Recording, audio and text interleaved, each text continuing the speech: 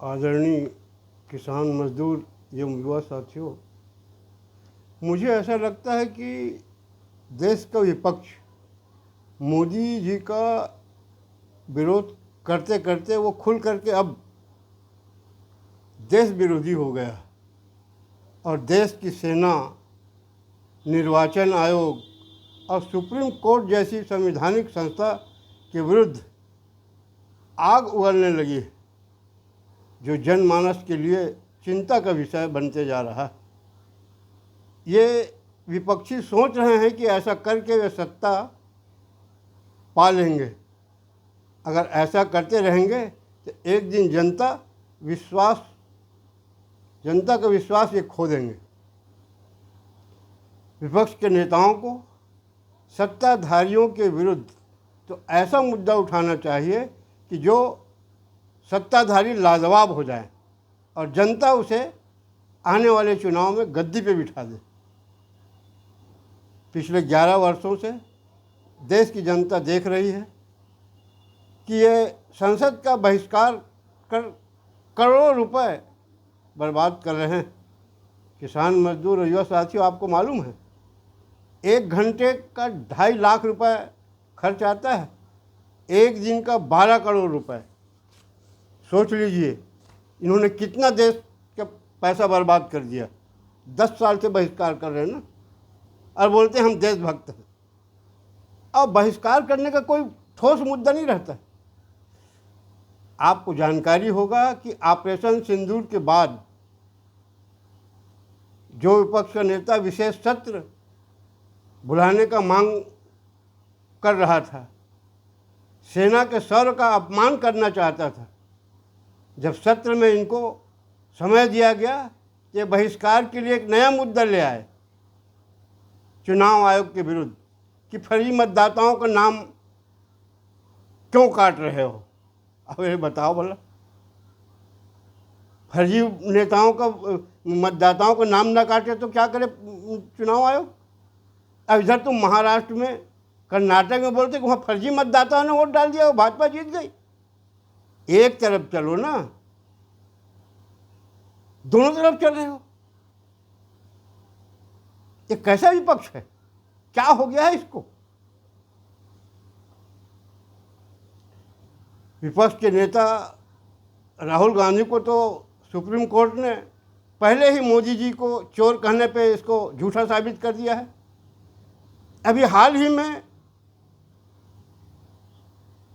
Supreme court के न्यायाधीशों ने उसको स्पष्ट कर दिया कि जो भारत देशवासी है वो ऐसा आचरण नहीं कर सकता।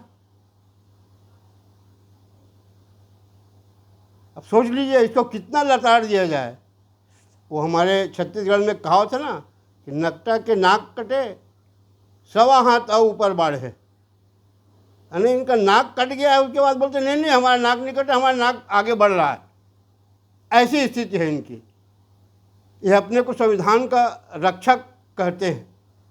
देश की संविधान का अपमान करने में कहीं पर भी ये चूक नहीं कर रहे हैं। ऐसा देश में संविधान का रक्षक कभी पैदा नहीं हुआ था। चुनाव आयोग तो चुनाव के पहले मतदाताओं की जानकारी लेता है कि किसका नाम फर्जी जुड़ा है, किसका नाम नहीं जुड़ा है। अब उसका अगर आप काट छाँट किया जा रहा है, आप ये बताइए कि जो ये मतदाता है इसका नाम जबरन काटा गया है, वो नहीं कर रहे हैं। और इधर फर्जी मतदाताओं का हिसाब भी दे रहे हैं देश को। बोले मैं बम फोड़ रहा हूँ, कहीं बोलता है मैं मिट्टी तेल छिड़क दिया हूँ पूरे देश में। हम जानते हैं, देश की जनता जानते हैं कि आतंकवादी के समर्थक हो आप, उस ढंग से बोल रहे हो। समय आएगा तो तुम ओरिजिनल सब काम भी कर सकते हो। जिस ढंग से देश की जनता के तुम विरोध कर रहे हो। अगर उम्र 55 का है और दिल बचपन का है तो मुंह के खाने के लिए सत्ता के विरुद्ध आवाज़ नहीं उठाना चाहिए। देश की जनता 10 वर्षों से देख रही है विपक्षी दल के सांसद मोदी जी को नीचा दिखाने के लिए प्रयास कर रहे हैं, लेकिन खुद अपने ही जाल में फंस करके खुद नीचा देख रहे हैं। अगर विपक्ष 29 के लोकसभा चुनाव में सत्ता में आना चाहता है तो उसको देश में आतंकवादियों का विरोध करना प्रारंभ करे, और प्रदेश में जो सरकार है, चाहे वो किसी भी पार्टी की हो सकती है, जो अन्याय अत्याचार भ्रष्टाचार कर रहा है उसका खुल करके विरोध करना सीखे।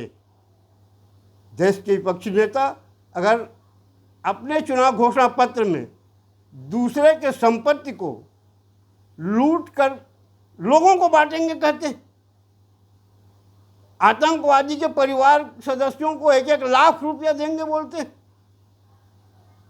किसानों को साल में 1 लाख रुपया देंगे, महिलाओं को 1 लाख देंगे। तुम लालची समझते हो क्या? मतदाता प्रलोभन में आके वोट नहीं देती। इतना मैं सभी राजनीतिक दल के नेताओं को बता रहा हूँ, सिद्धांत देखती है कि हमारे देश की रक्षा, हमारी सुरक्षा व्यवस्था कौन चाक चौबंद रखेगा, उस आधार पर वोट देता है। घोषणा पत्र में बोलते हैं, देते हैं ना, हम दूसरे की संपत्ति को बांट देंगे। हाँ, तो अपने संपत्ति मत बांटो, दूसरे का बांटोगे ना। ऐसे में कौन जनता तुमको वोट देगा? प्रलोभन देते हो। यह तो था छत्तीसगढ़ का मुख्यमंत्री, सोच रहे थे इसी में हम जीत गए हैं करके, उसको बार बार समझाने के बाद भी नहीं माना। और इस चुनाव में क्या हुआ, पिछले विधानसभा में ज़्यादा दूंगा बोला ना, फिर भी चला गया। तो लोग सिद्धांत देखते हैं कि राजनीतिक दल का सिद्धांत क्या है। अंत में मैं उस कहावत को दोहराना चाहता हूँ जिसे बड़े बुजुर्ग कह गए हैं, जैसी करनी वैसी भरनी। इसका मतलब है कि विपक्ष के नेता वही कर रहे हैं जो मोदी जी के आस्तीन के सांपों ने लोकसभा चुनाव में योगी जी को नीचा दिखाने के लिए, जो उत्तर प्रदेश में, महाराष्ट्र में उम्मीदवारों का चयन किया, घटिया किस्म के उम्मीदवारों को उतारा, इसलिए आज विपक्ष का हौसला बुलंद है। तो करनी तो किए हैं, मोदी के साथ, योगी जी के साथ गद्दारी किए हैं, आज मोदी जी को भोगना पड़ रहा है, देश को भोगना पड़ रहा है। वो गद्दारों को मैं बताना चाहता हूँ कि ऐसा गद्दारी मोदी जी के साथ मत करो, देश के साथ मत करो कि घटिया उम्मीदवारों को चुनाव में खड़े कर दोगे और बोलोगे कि हम 400 पार हो जाएंगे।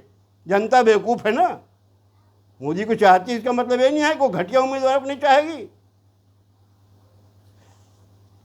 इसलिए जो भाजपा में मोदी जी के बाद प्रधानमंत्री बनना चाहते हैं, वो इस बात को ध्यान रखें कि देश में गुटबाजी ना करें। हमको मालूम है कि हमारे छत्तीसगढ़ में भी गुटबाजी की जा रही है। अब यही हालत रहा तो अगला भी छत्तीसगढ़ में सत्ता नहीं रहेगी, ये मैं चेतावनी भी दे रहा हूं उनको। और देश अगर ऐसी हालत रही सत्ता भाजपा की, तो वो दिन दूर नहीं है कि देश विरोधी ताकतें सत्ता में आ जाएगी। इसलिए पद का लालच छोड़ो, जनता जो चाह रही है वही होना चाहिए, ये अपने बुद्धि में लाए, दिमाग में लाइए।